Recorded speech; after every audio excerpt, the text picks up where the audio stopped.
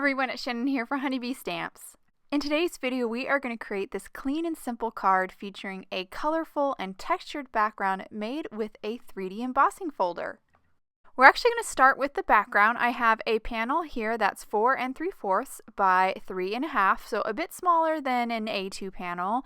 And I'm going to ink blend over it with some Distress Oxides. I'm going to start first with Squeezed Lemonade and just ink blend about a quarter down. We're going to create an ombre background here.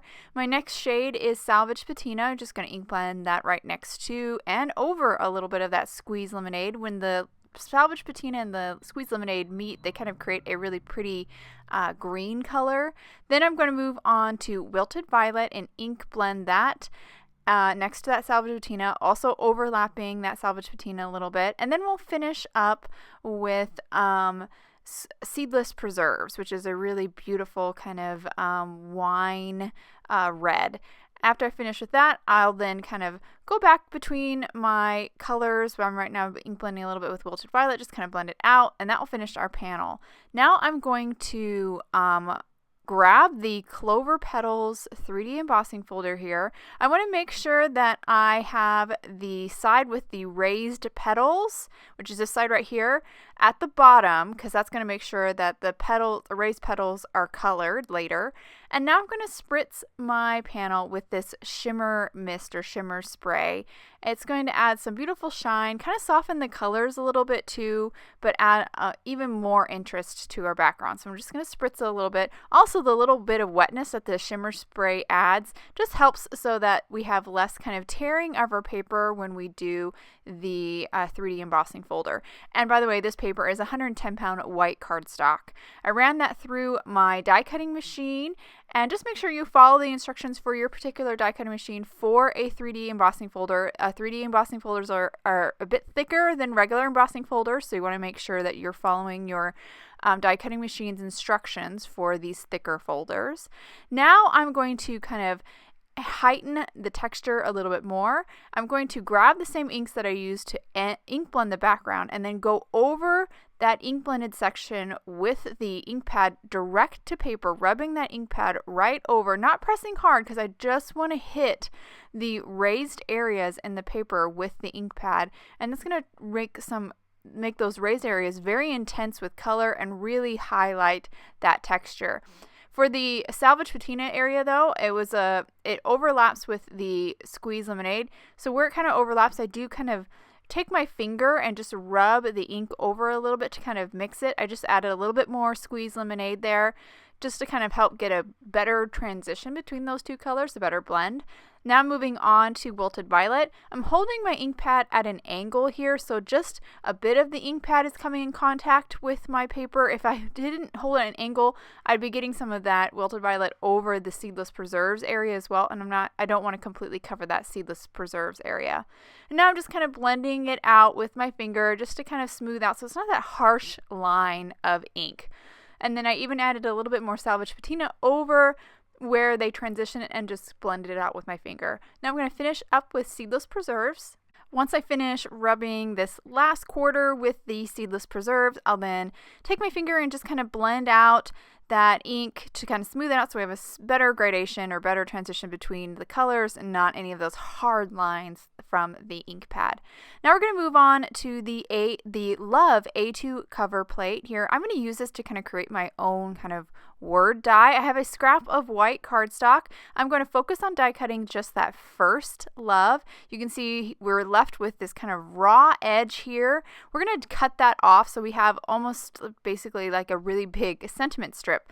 I'm going to pop this into my paper trimmer and then just try to make sure that the gap below the letters is about the same as the gap above the letters. And once I get that kind of in place, I'll then just take my paper trimmer and just cut off that bottom edge. And then we'll be left with this really great love sentiment strip.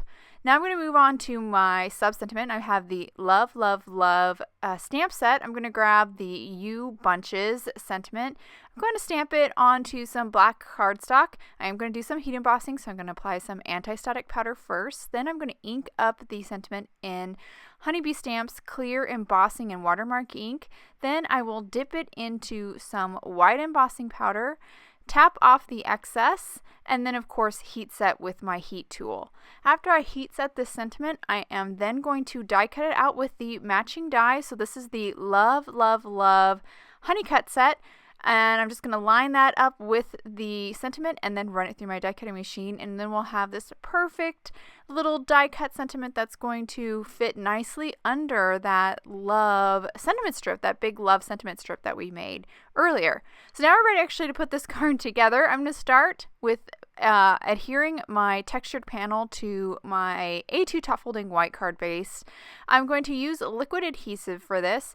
Now, when you add the liquid adhesive, you don't have to add it everywhere, just add it to all the raised areas, and as much as the raised areas of the edges of the panel as possible, because those edges really need a little bit more reinforcement to really lay flat because of all that texture and the little bit of water that we added or moisture we added with the shimmer spray.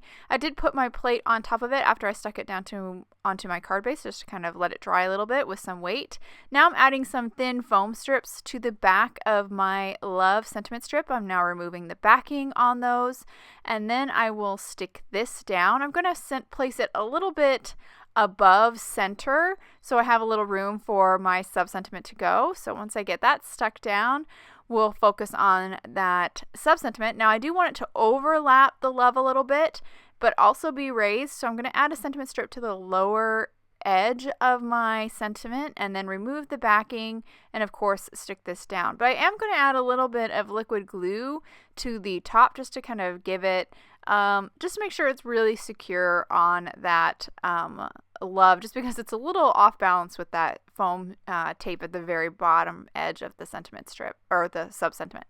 Now we're going to move on to finishing up with this little negative for the O. I just felt like it needed that little extra bit of detail, so I added a foam strip to the back of it, and now I'm just going to place it inside the O, and that will finish our card. I'll hold it to the camera here so you can get a good look at all the details in this card. Especially get a good look at the background. The shimmer spray really adds such a beautiful shine and softens the color a little bit to allow that direct application of the ink to those raised areas to really highlight that detail. And it's not overwhelming, it's still subtle enough that your eye is still drawn in to the sentiment.